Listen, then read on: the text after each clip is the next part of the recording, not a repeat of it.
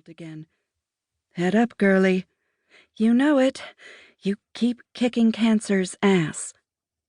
After their goodbyes, Loretta was left to her thoughts and her frustration. Everything about this rubbed her the wrong way, from Wheelhouse Records CEO Ethan Powell's sympathy phone call that turned into a "the future of your career" call, to the fact that her opinions and objections about this duo with Travis King didn't matter. All Ethan Powell had said was, "Travis King is a changed man, Loretta. I have every confidence that this performance will be unforgettable." Unforgettable, as in Travis King would humiliate himself and her, and the whole thing would be a catastrophe? Or, less likely, they'd managed to pull off some sort of miracle performance that wasn't a total embarrassment.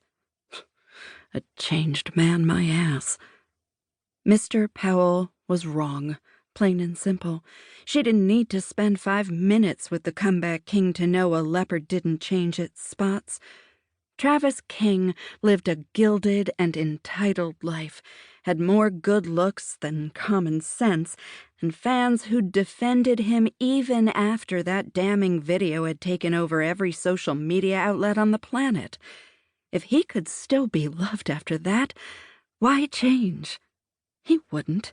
People like him didn't have to.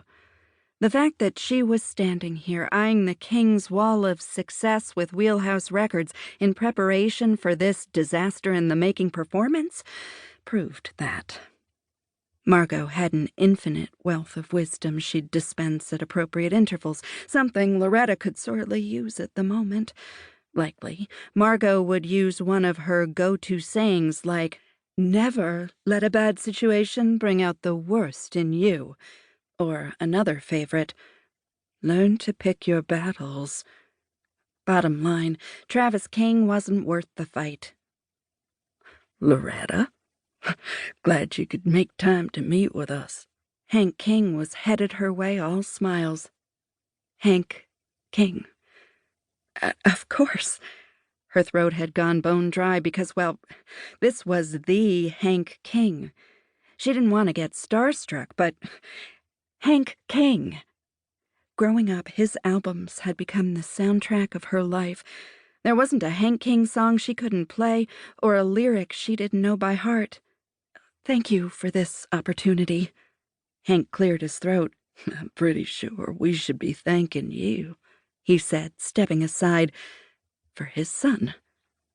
The comeback king himself."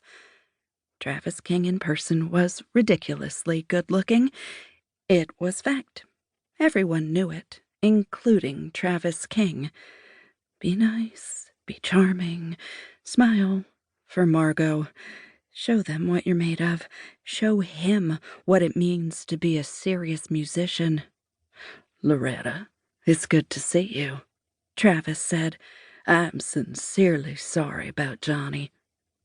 The familiar lump, cold and hard and jagged, wedged itself in her throat. "Thank you." 2 months of anger and frustration, sadness and grief so crushing that getting out of bed on some days was a challenge. But hiding under the covers eaten up with useless emotion, carrying on and crying buckets of tears wasn't her way. It's not like it helped. It damn sure didn't change a thing. "We were at the Oasis together."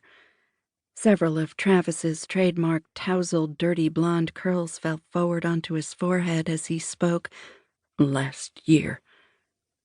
The Oasis. Johnny's home away from home. The Malibu, California Addiction Treatment Center catered to the very rich and famous. It had worked, sort of. Johnny always came home clear-minded and determined to stay clean and healthy, but it never lasted for long. This last time he'd barely made it 2 months. "He was a good guy," Travis added. "He was," she agreed. "Good and beautiful and gentle and too broken for this world." "You need anything?" Hank asked. "No, I'm ready to get started." The sooner this rehearsal was